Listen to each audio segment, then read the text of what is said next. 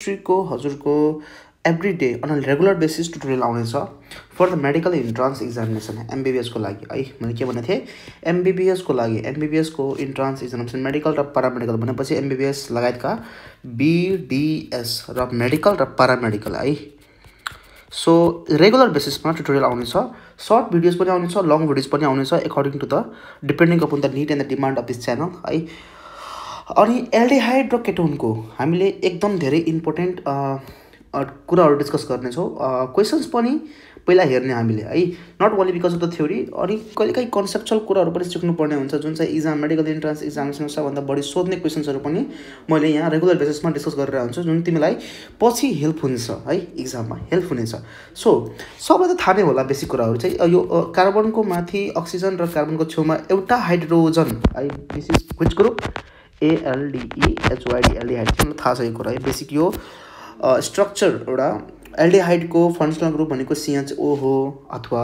कार्बनसँग double bond oxygen छ दुईटैपट्टि carbon linked छन् भने alkyl group that is called ketone है के अरे भने ketone okay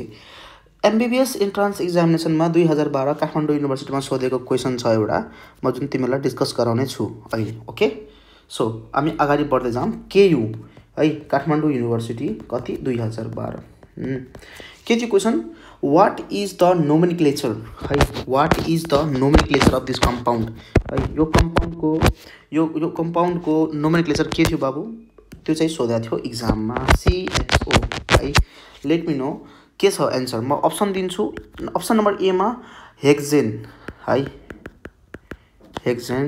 option number B मा बेन्जल्डिहाइड अप्सन नम्बर सी मा साइक्लोहेक्सेन है cyclo HEXANE cyclohexane carbaldehyde and option number D है अप्सन नम्बर डी मा साइक्लो कार्बल्डिहाइड साइक्लो CARBALDEHYD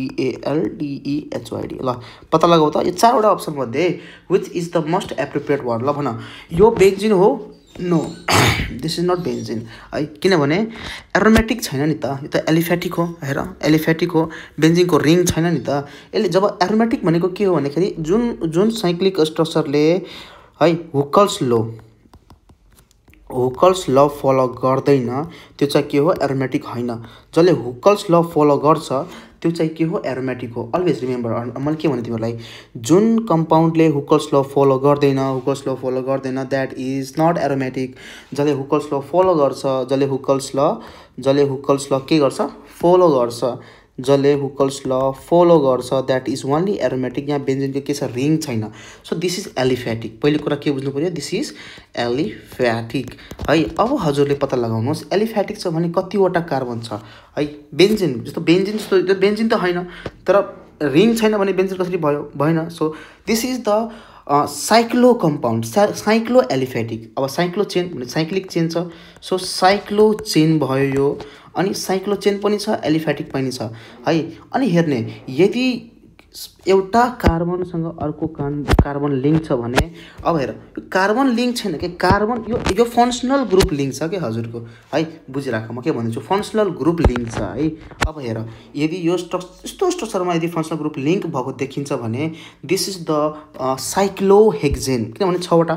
1 2 3 4 5 र यो रिङमा 6वटा कार्बन छ सो साइक्लो त्यसपछि के थियो हेक्सेन अनि लास्टमा के लाग्ने कार्बल्डिहाइड यस तिमीले फङ्सनल ग्रुप त काउन्ट गर्नुपर्छ तर एल्डिहाइड लाग्नु पर्ने किन एल्डिहाइड तिमीलाई चाहिएको छ सो एल्डिहाइड राख्ने दि साइक्लोहेक्सेन कार्बल्डिहाइड है म लेखिदिन्छु फेरि C is the right option है C is the correct option and on the game of naming the compound we name this compound as a cyclo किनभने साइक्लिक रिङ छ त्यसैले cyclo कतिवटा carbon 6वटा HEXANE hexane अनि मैले के भनेको थिएँ कार्बल एल्डिहाइड लेख CARBALDEHYDE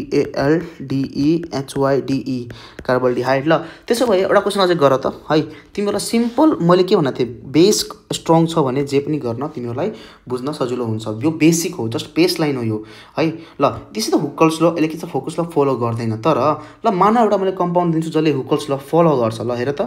बेन्जिनको रिङमा अब मैले बेन्जिन नै ड्र गरेँ है। यो बेन्जिन जस्तो त मलाई लागिरहेको छैन किनभने अलिकति टेढो मेढो छ, बुझ्यौ। ल म अलिकति यसलाई इन्क्रिज गरेर ओके। नाउ लेट्स सी, मैले एउटा के गरेँ बेन्जिन ड्र गरेँ है। बेन्जिन ड्र गर्छु, माथि मैले CHO राख्छु। हेर यो के हो, यो तलको कम्पाउन्ड के हो एरोमेटिक है, के हो एरोमेटिक छ। र अहिले अर्को कुन ल फलो गर्छ, हुकल्स ल फलो गर्छ। सो हुकल्स ल त फलो गर्यो, अनि माथि के छ CHO। So the name of this compound is benzal aldehyde, benzal ALDEHYDE।